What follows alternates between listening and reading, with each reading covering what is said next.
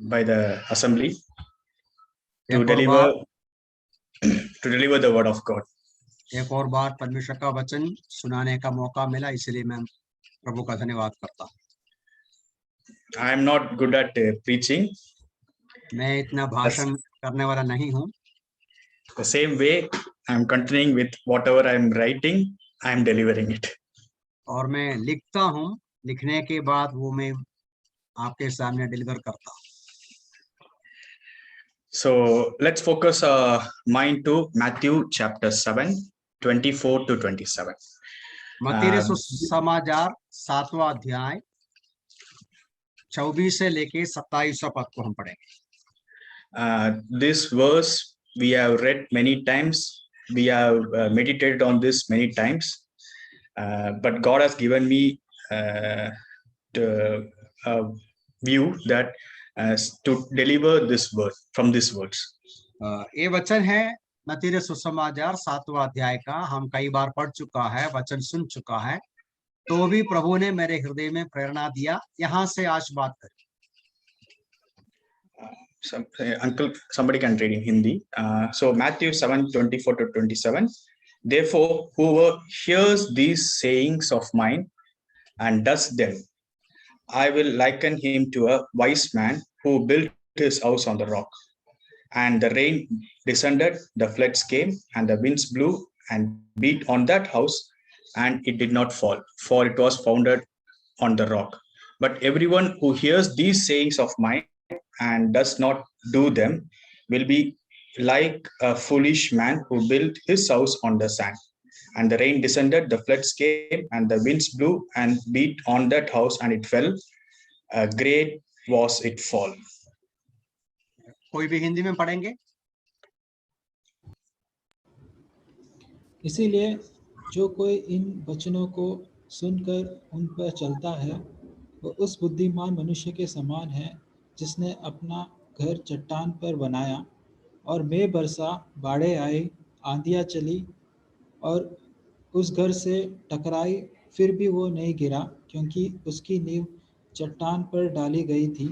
परंतु जो कोई मेरे इन वचनों को सुनता है और उनका पालन नहीं करता, वह उस मूर्ख के समान है जिसने अपना घर बालू पर बनाया, और मेघ बरसा, बाढ़ें आई, आंधियाँ चली और उस घर से टकराई, तब वो गिर पड़ा और पूर्णतः ध्वस्त हो गया।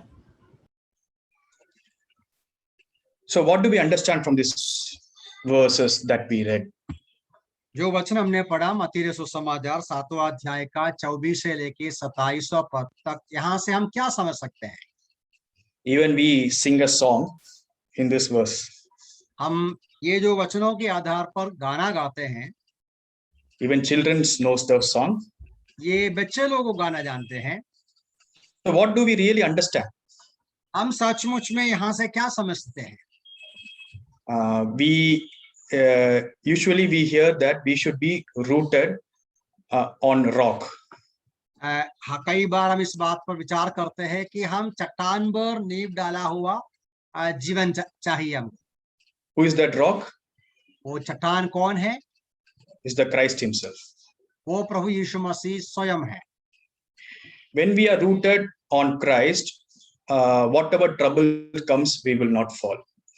जब यीशु मसीह में नींव डाला हुआ है जिंदगी का, किसी भी परिस्थिति में हम गिर जाते नहीं। So, but when we read these verses little carefully, we can learn an important lesson from Matthew 7, 24 to 27. ये जो वचनों को ध्यानपूर्वक हम पढ़ेगा तो कुछ और भी महत्वपूर्ण सबक हम सीख पाएगा। Hope you can guess. मैं आशा करता हूं आप अंदाज कर सकते हैं। See, we hear the important lesson from these verses is we need to hear and do the word of God. यहाँ से सबसे बड़ी सच्चाई ये है, हमें परमेश्वर का वचन सुनना है, पालन करना है। James 1:22 says, जेम्स 1:22 में हम पढ़ते हैं, but be doers of the word and not hearers only, deceiving केवल yourself. सुनने वाला नहीं, पालन करने वाला होना चाहिए. Hence, to safeguard from trouble and to build a family, one thing is mentioned as important, that is to hear and do the word of God. तो इसलिए स्थिर रहने के लिए परमेश्वर का वचन को सुनना है और पालन करना है. The house that was built on rock and the house that was built on sand, both heard the word of God. जो घर चट्टान पर बनाया, जो घर केवल रेती पर बनाया, दोनों ऐसे लोगों को दर्शाते हैं जो परमेश्वर का वचन को सुना. But the difference on them was their action. लेकिन फर्क ये है कि दोनों सुनने के बाद किस प्रकार प्रतिक्रिया किया. The house that was built on rock heard and did according to the word of God. जो पत्थर चट्टान पर बनाया हुआ घर को दर्शाते हैं कि जो इंसान परमेश्वर का वचन को सुनते हैं और पालन करते हैं. And the house that was built on sand heard but did not do the word of God. और जो बालू पर घर बनाया वो दर्शाते हैं कि मनुष्य जो वचन सुनते हैं लेकिन पालन नहीं करते. So are we the doers or only hearers to the word of God? या हम वचन को केवल सुनते हैं या पालन करते हैं. So in Matthew 7, which we read, the house is mentioned as family. ये जो मत्ती 7 में हम देख सकते हैं, जो घर बांधा है वो परिवार को दर्शाते हैं. And the rock that is mentioned is the Lord Savior Jesus Christ himself. और जो चट्टान है वो यीशु मसीह को दर्शाते हैं. So from this verse, we learned that the family, that is house, that is built on rock, which is the Lord Savior Jesus Christ, will never fail or fall. यहाँ से हम समझ सकते हैं जो चट्टान दर्शाते हैं कि परिवार जो यीशु मसीह में नींव डाला हुआ है वो पालन करते उनका वचन गिरेंगे नहीं. Even if trouble comes in the form of rain, flood, wind, there will be no harm to the family that is built on rock. बारिश के रूप में, आंधी के रूप में या हवा के आंधी के रूप में किसी न किसी प्रकार की परेशानी हो, ऐसा घर स्थिर रहता है. So as I said, the house is mentioned as family and the rock is mentioned as Lord Savior Jesus Christ. जैसा मैंने कहा कि यहाँ का जो घर है परिवार को दर्शाते हैं और चट्टान यीशु मसीह को दर्शाते हैं. So it means that family should diligently listen, read and do the word of God. इसका मतलब परिवार जो है परमेश्वर का वचन उत्साहपूर्ण पढ़ना चाहिए, सुनना चाहिए और पालन करना चाहिए. Read and do what the scripture says. परमेश्वर का वचन क्या कहते हैं वो पढ़ना है और पढ़कर वो उसके अनुसार जीना है. That is a very important lesson that we learned from Matthew 7. लेकिन ये जो मैथ्यू 7वां अध्याय से महत्वपूर्ण सबक है जो हमें सीखना है. So now is the main part we were coming. So my topic, so I'm starting from this point. The topic is, what the topic I have given is the 4 pillars for a spiritually blessed family. इसलिए इस विषय पर मैं आधार करते हुए इस मुद्दा के आधार पर 4 खंबे के संबंध में बात करना चाहता हूं जो परिवार को कायम रखेंगे. 4 pillars for a spiritual blessed family. एक आत्मिक रूप से आशीषित परिवार का 4 खंबे. To build a house, we know that pillars are important because it supports the house, bears the load. आप जानते हैं घर बांधना है तो आपको पिलर बांधना पड़ेगा, पिलर बनाना पड़ेगा, इसलिए कि वो घर को सपोर्ट करते हैं और घर का जो वजन वो संभालते हैं, उठाते हैं. Same way, we are going to discuss the 4 pillars of the family. तो इस प्रकार परिवार का 4 खंबे के संबंध में हम विचार करेंगे. And these 4 pillars of the family, the basement of these pillars is on Christ, that is the rock. ये जो चार खंबा है उसमें वो चारों, उसका जो नींव है वो यीशु मसीह में डाला हुआ है। These pillars basement should be on Christ. ये जो खंबे हैं वो यीशु मसीह पर ही खड़ा करना चाहिए। So the four pillars, the first pillar is the husband or father. और पहला जो खंबा है वो पति या घर का पिता, Second pillar is wife or mother. और दूसरा है पत्नी या माँ, Third pillar is children. और तीसरा खंबा है वो बच्चे, And the fourth pillar is fellowship among the above three. और 14 जो खंबा है ये तीनों के बीच में जो संगति है। So we are going to go deep into these four pillars, and whatever the verses we are going to take, it's purely spiritual, और not a personal. ये जो चारों खंबा के संबंध में हम विचार करेंगे, एक एक पर विचार करेंगे, और जो वचन हम निकालेंगे वो आध्यात्मिक रूप से लेना है या एक व्यक्तिगत रूप से नहीं लेना है। So hope you remember the four pillars: husband, father, second is wife or mother, children, and the fourth is the fellowship. आशा है आपके याद में है चार खंबा कौन कौन है, पिता या पति या पिता, माता या पत्नी, और बच्चे, और तीनों के बीच में जो संगति है। These pillars support the family to be built in a godly way. ये जो चार खंबे हैं परिवार को एक ईश्वरीय परिवार के रूप में आगे बढ़ाने में मदद करते हैं।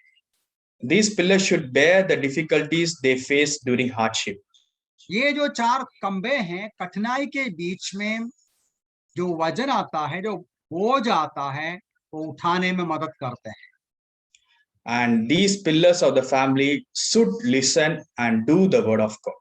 ये जो चारों खंबे जो है वो परिवार का परमेश्वर का वचन को सुनना है। When they listen and do the word of God, God calls this family a wise. और जब ये परिवार परमेश्वर का वचन को सुनेंगे और पालन करेंगे, परमेश्वर इस परिवार को बुद्धिमान परिवार कहेगा। And if they listen and do not do the word of God, God calls them fool. यदि वे परमेश्वर का वचन को नहीं सुनते हैं तो मूर्ख कहते हैं। Hence, each one of us gathered here must examine where our house, that is our family, is built, either on rock or sand. इसलिए हम जो वचन सुनते हैं हमें जांचना है हमारे खंबा कहाँ है, क्या हम उस नींव पर चट्टान पर नींव लगाया है, वो जांचना है। Whether God calls us wise or fool. क्या परमेश्वर हमें मूर्ख बुलाएंगे या बुद्धिमान बुलाएंगे? Okay, let's come to the role of each pillars to grow spiritually and blessed in the sight of God. परमेश्वर के नजर में एक एक लोगों का खंबा का जो जिम्मेदारी है बढ़ना आत्मिक रूप में, उसके संबंध में वचन को देखेंगे। The first pillar, husband, the father. Husband या एक पिता का जिम्मेदारी। So when we talk about husband and father, he is called as the spiritual leader of the family. Husband या पिता के बारे में हम पढ़ते हैं वो परिवार का आत्मिक नेता है। He is to lead the family in spirituality. वो परिवार को आध्यात्मिक बातों में आगे बढ़ाना है। Let's read Hebrews 5:23. इब्रानी 5:23 को हम पढ़ेंगे। इब्रानी chapter 5 verse 23. Sorry, इब्रानी 5 का 5:23. But Hebrews has not 23, 5:23. Just a minute.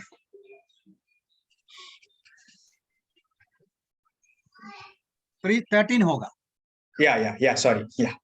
प्रत्येक जो दूध ही पीता है वो धार्मिकता के वचन का अभ्यस्त नहीं, क्योंकि वो बालक है। No, uncle, for the husband is the head of the wife, as the Christ is the head of the church. That is Ephesians. Ephesians. Yeah, sorry. Yeah, Ephesians 5:23. वहां लिखा है क्योंकि पति तो पत्नी का सिर है, जिस प्रकार मसीह भी कलीसिया का सिर है और स्वयं देह का उद्धार करता है। As Christ is the head of the church, same way husband is the head of the family, and it's his duty to lead the family in spiritual things. जैसा यीशु मसीह कलीसिया का सिर है, पति परिवार का सिर है और आत्मिक बातों में अगुवाई करना है। He should never step back from any responsibility as he is the head of the family. वो सिर होने के वजह से किसी भी प्रकार का जिम्मेदारी से पीछे हट नहीं सकता। Next, we can read Deuteronomy 4:5-10.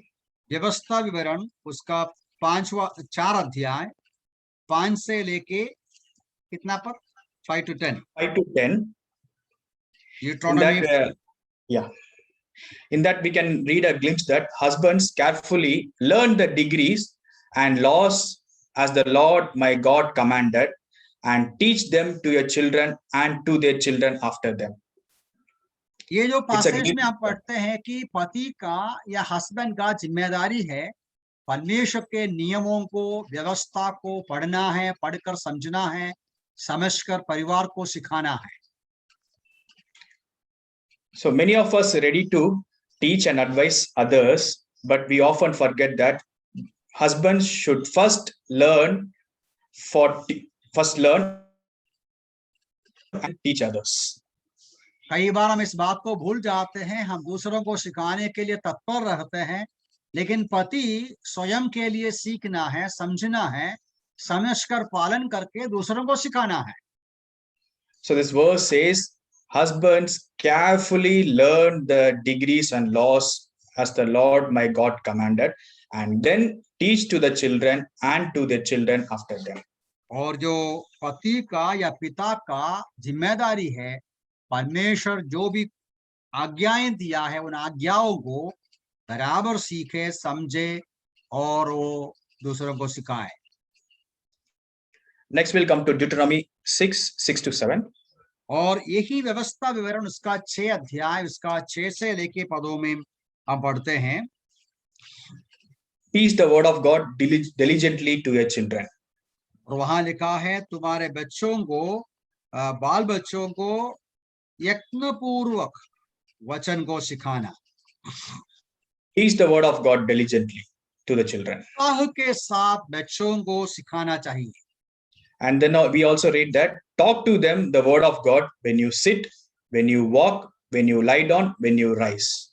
जब आप बैठेंगे, जब हम खड़े होते हैं, जब आप चलते हैं, हर क्षण में परमेश्वर का वचन का बातचीत करना चाहिए घर में। So in short it says that practice to live according to the word of God. वचन के अनुसार जीने को सीखना है। Practice the word of God in all actions. हर कार्यों में परमेश्वर का वचन का पालन करना है। Next we'll go to Ephesians 6:4. एफेसियों की पत्री 6 का 4 पे आएंगे। There we read that fathers do not exasperate, that means irritate or frustrate your children. Instead, bring them up in the training and instructions of the Lord. पिताओं अपने बच्चों को क्रोध ना दिलाओ, वरन प्रभु की शिक्षा और अनुशासन में उनका पालन पोषण करो। Help them in understanding the Lord Savior Jesus Christ with love and godly chastening. परमेश्वर का वचन प्रेम के साथ बच्चों को सिखाना है। Help them in reading and understanding the word of God is the first point which we get from the Ephesians 6:4. एफेसियों की 6 का 4 में से हम समझते हैं बच्चों को अनुशासन में पालन पोषण करना है, वचन को पढ़ने में, सीखने में मदद करना है। Help the children in praying. उनको प्रार्थना करने में सिखाना है। Help them in singing the God. परमेश्वर के लिए गीत गाने को सिखाना है। Help them to praise God. परमेश्वर की स्तुति करने में सिखाना है। Help them to take part in church activities. कलीसिया के कार्यक्रम में भाग लेने को सिखाना है। So that's what we read in Ephesians 6:4. इफिसी 6:4 में ये बात पढ़ते हैं। And let's come to Hebrews 5:25. इब्रानी हिब्रूस 5:25 नहीं, Sorry, Ephesians, sorry. Yeah, Ephesians 5:20. एफीसी 5:25 को देखिएगा। हे पतियों, अपनी अपनी पत्नी से प्रेम करो, जैसा मसीह ने भी कलीसिया से प्रेम किया और अपने आप को उसके लिए दे दिया। So here we read, husbands, love your wife just as Christ loved the church and gave himself up for her. यहाँ लिखा है कि पतियों को अपने पत्नी से प्रेम करना है, जैसा मसीह ने किया। So husbands, are we loving our wife as Christ loved us? क्या पति यीशु मसीह कलीसिया से प्रेम किया वैसा प्रेम करते हो? As Christ gave himself to us. यीशु मसीह जैसा दे दिया वैसा दे दिया है? Here the love that is explained is the agape love, the unconditional God love. यहाँ जो प्रेम का वर्णन किया वो अगापे प्रेम है, जिसमें कोई कंडीशन नहीं है। It's an unconditional love that husbands should show to their wives. उस प्रकार का प्रेम पति पत्नी के साथ दिखाना है। In continuation to this, we can read Romans 5:8. उससे संबंध में रोमी का 5:8 भी पढ़ेंगे हम। रोमी 5:8। But God demonstrates his own love for us in this, while we were still sinners, Christ died for us. परंतु परमेश्वर ने अपना प्रेम को हमारे प्रति इस प्रकार प्रदर्शित किया कि जब हम पापी ही थे, मसीह हमारे लिए मरा। So here the love is an action. यहाँ प्रेम कर्म के द्वारा दिखाया है। We can't just say I love you and go, but we need to demonstrate in everyday life. हम ऐसा केवल कह नहीं सकता, हाँ मैं आपसे प्रेम करता हूँ, हमें हर रोज इस प्रेम को दर्शाना है। We need to demonstrate as God demonstrated his own love for us. ऐसा परमेश्वर ने अपना प्रेम हमारे प्रति प्रदर्शित किया, वैसा हमें प्रदर्शित करना है। We can refer to 1 Corinthians chapter 13 for how to demonstrate the love. हम पहला कुरिन्थी 13वां अध्याय में से देख सकते हैं कि Christ loved us while Christ loved us while we were still sinners. यीशु मसीह हमसे प्रेम किया जब हम पापी ही थे। Similarly, we should love one another, accepting our imperfections. इसी प्रकार हम एक दूसरे का प्रेम करना है जब अयोग्यताओं के बावजूद भी। Even though we are not perfect, we need to demonstrate our love. That is the unconditional love. योग्यता नहीं है तो भी प्रेम करना है, प्रेम दिखाना है, वो है unconditional Prem. So let's go to 1 Peter 3:7. अब पहला पत्रस 3 अध्याय का 17 पद को देखेंगे। 3 Here we read that husbands, your prayers to God will not be hindered. When 3 points is understand your wife, honor your wife. Shall I handle? Yeah. 1 Peter 3:7. पहला पत्रस 3 का 7 में पढ़ते हैं, इसी प्रकार है पतियों, तुम्हें से प्रत्येक अपनी पत्नी के साथ समझदारी से रहे, उसे निर्बल पात्र जाने, क्योंकि वो स्त्री है। So husbands' prayers should not be hindered. When we understand our wife, when we honor our wife, handle them wisely and carefully, so our spiritual life is not disturbed. जब पति पत्नी को समझते हैं, उनका आदर करते हैं, निर्बल पात्र समझकर संभालते हैं, तो आपका प्रार्थना में बाधा नहीं आए। So let's come last we read Colossians 3:21. Sorry, Colossians 3:21. कोलोसियों की पत्री 3 का 21 में हम आएंगे। कोलोसियों की पत्री 3 का 21, हे पिताओं, अपने बच्चों को क्रोध ना दिलाओ, ऐसा ना हो कि वे निरुत्साहित हो जाए। Here the verse says that fathers, do not embitter your children, but encourage them in the Lord. Yes. So from this verse we read that we need to encourage our children to grow in the Lord Savior Jesus Christ. यहाँ से हम समझ सकते हैं कि हमें अपने बच्चों को प्रोत्साहन देना है, निरुत्साहित नहीं करना है, प्रोत्साहन देना है कि वो प्रभु में बढ़े। So these are the verses which we referred for husbands or the father to grow spiritually. यहाँ जो वचनों को हमने देखा कि पति किस प्रकार परिवार को आत्मिक रूप में बढ़ाने के लिए कार्य करना है। When this pillar does according to the word of God, then the family is blessed. ये जो खंबा है, जो पति है, वो वचन के अनुसार रहेगा तो परिवार आशीषित होगा। So let's go to second pillar, that is wife or mother. अभी दूसरा खंबे पर जाएंगे जो पत्नी है या माँ है। The role of wife or mother according to the word of God is to pray, care and obey. Sorry, 1 minute, once more. Yeah, the role of the wife or the mother according to the word of God is to pray, is to care and is to obey. Okay. माँ का जिम्मेदारी यह है कि परमेश्वर के वचन के अनुसार एक माँ या पत्नी की जिम्मेदारी है कि प्रार्थना करना, परिवार को संभालना, आज्ञाकारी रहना। So we'll read Ephesians 5:22 to 24. एफेसियों की पत्री 5 का 23 और 24 को पढ़ेंगे। 22 to 24. एफेसियों की पत्री 5 का 22 से लेके नीचे के पदों को, हे पत्नियों अपने अपने पति के ऐसे अधीन रहे जैसा कि प्रभु के अधीन हो, क्योंकि पति तो पत्नी का सिर है, जिस प्रकार मसीह भी कलीसिया का सिर है और स्वयं देह का उद्धार करता है।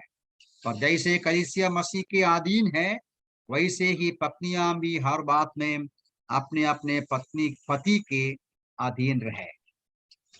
So from these verses we learn that wives submit yourself to husband. यहाँ पढ़ते हैं पत्नियां अपने पति के अधीन रहना चाहिए। As church submitted to Christ and the Lord. जैसा कलीसिया यीशु मसीह के अधीन है। And there is a word in 24 at the last which says that submit yourself in everything.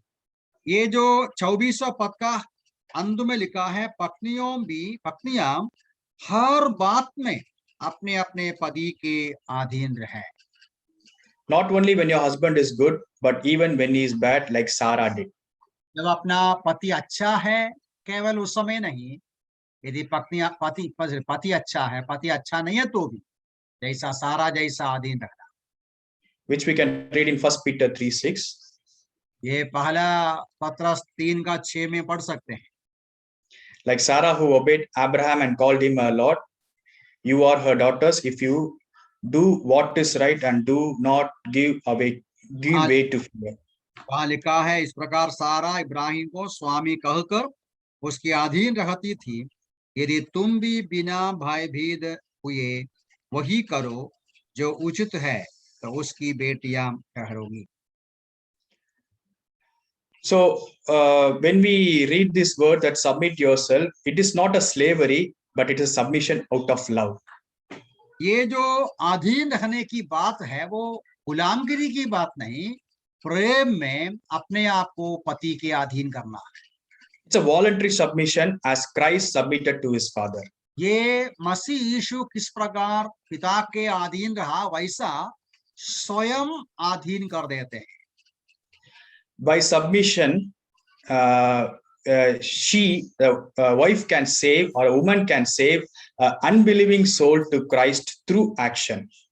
एक पत्नी है, अपना जो अधीनता के कारण एक अविश्वासी को विश्वास में ला सकते हैं उनका आचरण के द्वारा। This is clearly explained in 1 Peter 3:1 and 2. ये पहला पत्रस 3 अध्याय 1 से लेके पदों में साफ तौर से लिखा है। Wives, in the same way, submit yourself to your husbands, so that if any of them do not believe the word, they may be won over without words by the behavior of their wives when they see the purity and reverence of your lives. इसी प्रकार है पत्नियों, अपने अपने पति के अधीन रहो, जिससे यदि उनमें से कुछ वचन का पालन ना करते हो तो भी वे तुम्हारे पवित्र और सम्माननीय चाल चलन को ध्यान पूर्वक देखकर वचन बिना ही अपनी अपनी पत्नियों के व्यवहार से जीते जाएंगे। So wives submit with reverence to win an unbelieving soul. पत्नी आदर के साथ पति के अधीन होना चाहिए। So the wives can change an unbelieving to believing by her behavior or by her characters. ये जो पत्नी है उनका जो सम्माननीय आचरण के द्वारा एक अविश्वासी को भी विश्वास में, अविश्वासी पति को भी विश्वास में ला सकते हैं। Okay, let's come to 1 Peter 3:3-4. पहला पत्रस 3 अध्याय 3 से लेके 4 पदों को पढ़ेंगे। It's very important verse for the wives. पत्नियों के लिए बहुत महत्वपूर्ण वचन है। Beauty of the wife should not come from elaborate hairstyles, wearing of gold, jewelry, fine clothes. Rather, it should be of inner self, gentle and quiet spirit. तुम्हारा श्रृंगार केवल दिखावटी ना हो, जैसे बालों को गूंदना, सोने के आभूषण और विभिन्न प्रकार के वस्त्र पहनना। Verse 4 also. Yes, 4 uncle. 3 and 4. वरन ये तुम्हारा आंतरिक व्यक्तित्व हो, जो नम्र और शांत मन वाले अविनाशी आभूषणों से सुसज्जित हो, जिसका परमेश्वर की दृष्टि में बड़ा मूल्य है। So the spiritual beauty of the wife or the mother is of inner self, gentle and quiet spirit. एक माँ या पत्नी का जो आभूषण है या सुंदरता है, आंतरिक सुंदरता है। When she adorned these characters, इस प्रकार के स्वभाव से वो आभूषित होगी, she is great and worth in the sight of God. और वो परमेश्वर के दृष्टि में बहुत बड़ा मूल्यवान व्यक्ति बनते हैं। She is holy पवित्रताई का जीवन and her hope is in God. और उसकी आशा परमेश्वर पे है। So the beauty of the wife should be on inner self, gentle and quiet spirit. तो पत्नी का जो सुंदरता है उसका आंतरिक व्यक्तित्व होना चाहिए। So let's come to next verses, Ephesians 5:33. अब इफिसियों की पत्री 5 का 33 को देखिए। Again it says, wives respect your husband. तो मैं अपने वहां लिखा है पत्नी पति का सम्मान करना है, भय करना है। So here it says, I want to emphasize that do not give your husband in any circumstances or in any situations. For what? Give the respect, whatever may be situation or परिस्थिति में, हर परिस्थिति में अपने पति का आदर करना चाहिए, सम्मान करना चाहिए। Next comes to Titus 2:4-5. तीतुस की पत्री which chapter? 4:4-5. Titus 2 verses 4-5.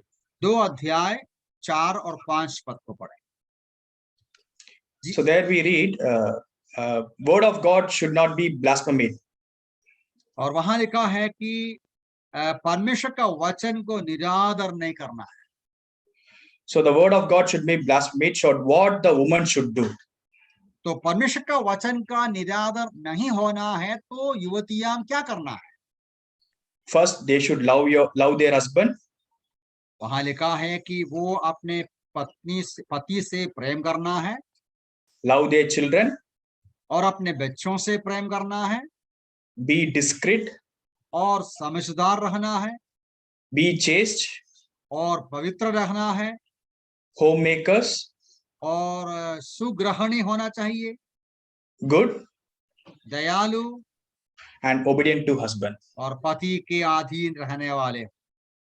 So this is the way that the word of God will not be blasphemed. तो उस प्रकार जीवन बिताना है कि परमेश्वर का वचन का निरादर ना हो। And these are the few verses we read about how the wife, the pillar, grows spiritually. ये कुछ वचन है जो माँ या पत्नी जो खंबा है वचन में बढ़ना है। Next come to third pillar, that is the children. अभी तीसरा जो खंबा है वो बच्चे हैं। what does Psalms 127:3-5 says? भजन 127 का 3 और 4 पदों में क्या पढ़ते हैं? Children are heritage of the Lord and fruit of the womb rewarded. बच्चे हैं परमेश्वर की ओर से मिरास है और वो गर्भ का फल है। So what does it mean? It means that children doesn't belong to us, but it belongs to the Lord. इसका मतलब बच्चे जो है हमारा नहीं है, वो परमेश्वर का है। So the role of the children is to, according to the word of God, the role of the children is to obey, fear, and learn the word of God. तो बच्चों का जिम्मेदारी ये है कि उनको परमेश्वर का वचन का पालन करना है, सीखना है और पालन करना है। So let's go to Ephesians 5:33. एफेसियों के पत्र 5 का 33 पे वापस आएंगे हम। Train up a children, 5:33. Yes, पढ़िए। Train up a child in the way he should go, and when he is old, he will not depart from it. Which verse it is? 5:33, uncle. It's not there in Hindi.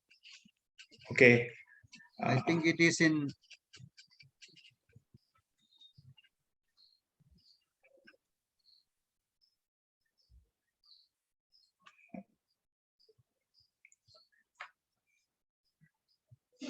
anyway, आप बोल सकते, continue कीजिए।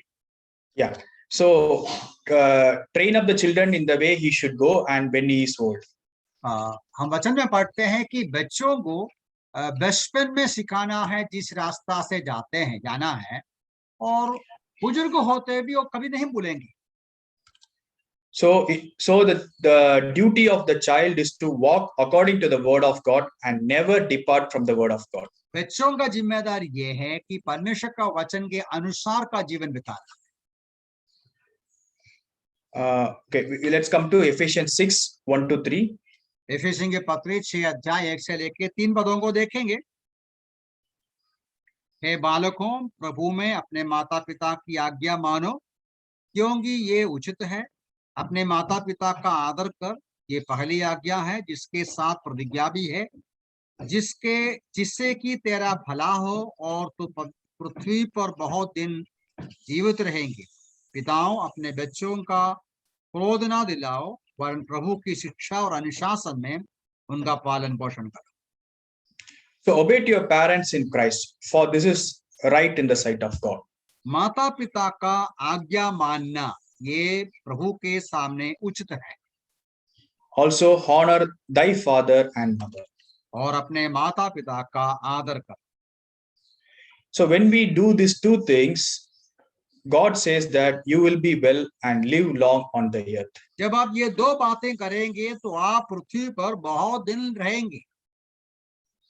Okay, so let's come to the fourth pillar, that is fellowship among the three. 14 खंबे पर आएंगे, तीनों के बीच में जो संगति है उसमें। When above three pillars of family do according to the word of God, then this fourth pillar, that is fellowship, is formed automatically. ये तीनों का जिम्मेदारियां पूरा करेगा तो अपने आप ये 14 पिल्ला बन जाते हैं जो संगति है। When they grow spiritually according to the word of God, this fourth pillar, that is fellowship, तीनों बराबर संगति बढ़ते जाएगा तो संगति अपने आप आ जाएगा। this fellowship will be formed automatically. संगति अपने आप बढ़ जाते हैं। Let's read Psalms 128:2-4. भजन 128 का 1 से लेके 4 पदों को हम पढ़ेंगे। This verse talks about the fellowship in the family. परिवार का संगति के बारे में यहाँ लिखा गया है। 1 से लेके 3 पढ़ो। Psalms 2-4, uncle. Psalms 128:2-4. 2-4। जब तू अपने हाथों के परिश्रम का फल खाएगा तो प्रसन्न रहेगा और तेरा भला होगा। तेरी पत्नी तेरे घर के भीतर भलवंत दाखलता के समान, और तेरे बच्चे तेरी मेष के चारों ओर जैतून के पौधों के समान होगा। देखो, जो यहोवा का भय मानता है वो ऐसा ही आशीषित होगा। So here it talks the fellowship among the three pillars in the family. ये जो तीनों खंभों के बीच में जो संगति है उसके संबंध में कहते हैं। fellowship among husband, wife, and children. पति और पति पत्नी बच्चों के बीच में जो संगति है, And it clearly says in verse 4 that the result of this fellowship is blessing and prosperity. और ये 14 पद का बराबर लिखा है, ये जो संगति का परिणाम है आशीष और उनका जीवन में उन्नति मिलेगा. Who fears the Lord is blessed. जो कोई परमेश्वर का भय मानते हैं वो आशीषित होते हैं. Who do according to the word of God is blessed. जो परमेश्वर का वचन का पालन करते हैं वो आशीषित होते हैं. Let's read James 5:16. We are going to see like three fellowships. That is, in James 5:16, it talks about the fellowship through prayer. 3 प्रकार की संगति को हम देख सकते हैं. याकूब की पत्री 5:16 में प्रार्थना में जो संगति है वो पढ़ते हैं. Fellowship through prayers and we will be benefited. Sorry. It's written that fellowship through prayers and we will be benefited. प्रार्थना में संगति करने के द्वारा हमें फायदा मिलते हैं. And the next is John 13:34 to 35. यूहन्ना का सुसमाचार 13वां अध्याय. There we read about the fellowship through love. वहां प्रेम की संगति की बात पढ़ते हैं. In Ephesians 4:32 we read. इफिसियों की पत्री 4:32 में पढ़ते हैं. We read fellowship through kind and forgiveness. वहां दया और क्षमा के द्वारा जो संगति है. So we need to have fellowship through prayer, fellowship through love, and fellowship through kind and forgiveness, as God in Christ forgave us. संगति हमें प्रार्थना की बातों में चाहिए, प्रेम के व्यवहार में चाहिए और क्षमा और कृपा का भावना में चाहिए, जैसा परमेश्वर हमें क्षमा की. As God loved for us, as God gave his kindness and forgiveness for us. जिस प्रकार परमेश्वर ने अपनी बड़ी दया हमारे ऊपर की. So we saw many verses about the 4 pillars to grow in Christ. हमने देखा ये जो 4 खंभों के संबंध में. Hence these pillars of the family, as we read in Matthew 7:24 to 27. ये जो खंभे हैं जैसा 7वां अध्याय का मत्ती में हमने पढ़ा. This pillar should be built on rock, that is the Lord Savior Jesus Christ. ये जो चारों खंभे हैं यीशु मसीह में नींव पकड़कर बनना चाहिए. When they are built on rock and so on the Lord Savior Jesus Christ, God calls them as a wise family. जब वे मसीह में नींव पकड़कर बढ़ते हैं यीशु मसीह उन लोगों को बुद्धिमान कहते हैं. And they are blessed spiritually. वे आत्मिक रूप में आशीषित होते हैं.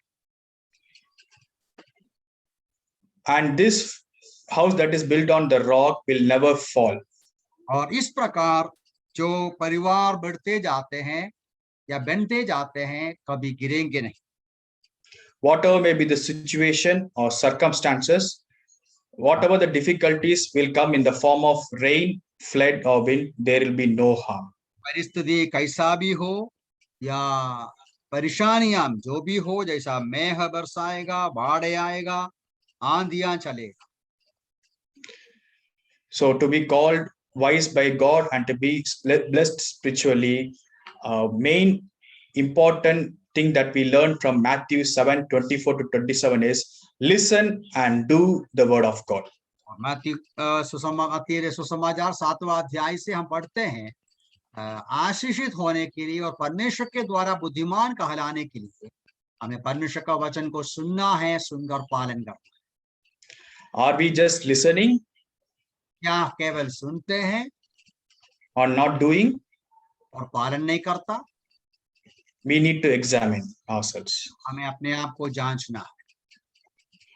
To be blessed spiritually and to never fall from any harms, we need to listen and do according to the will of God, according to the word of God. हम नहीं गिरने के लिए, मजबूत रहने के लिए परमेश्वर की इच्छा को पहचानना है और उसकी इच्छा पूरा करना है। We saw in details about the pillars, how the husband should grow spiritually, how the wife or mother should grow spiritually, how the children should grow spiritually, and the fourth pillar is how the fellowship among the three pillars should be. हमने गहराई से देखा पति पत्नी बच्चे और उसके बीच का संगति किस प्रकार बढ़ते जाना है। So when these pillars are rooted on rock, the Lord Savior Jesus Christ, we are blessed spiritually. जब हम यीशु मसीह पर नींव पकड़कर आगे बढ़ेगा तो हम आशीषित होगा आत्मिक रूप में। We are aware that the things that are happening in the world reveals that the Lord is coming soon. हम जानते हैं आज संसार पे क्या हो रहा है। Whenever we open, on our TV, whenever we check a WhatsApp, whenever we do anything, we hear that here the death has happened, here this has happened, here that has happened. This is what the world is going on. आप अलग अलग माध्यम से हमको ये idea मिलता है कि संसार बहुत बुरी परिस्थिति से बढ़ रहा है। How many days God is going to keep us, nobody knows. हमें नहीं मालूम कितना दिन और हमें इस संसार पे रहना है। But we can do one thing, listen and do to the word of God. लेकिन एक बात कर सकते हैं, परमेश्वर के वचन को सुने और पालन करें। When we do according to the word of God, we stack up our treasures in His kingdom. जब हम परमेश्वर के वचन के अनुसार का जीवन बिताते हैं, हमारे लिए प्रतिफल को हम संभाल कर रखते हैं। So hence, let's listen and do to the word of God. इसलिए आने वाले दिनों में परमेश्वर का वचन को सुने और पालन करें। Glory be to God. परमेश्वर के नाम की स्तुति।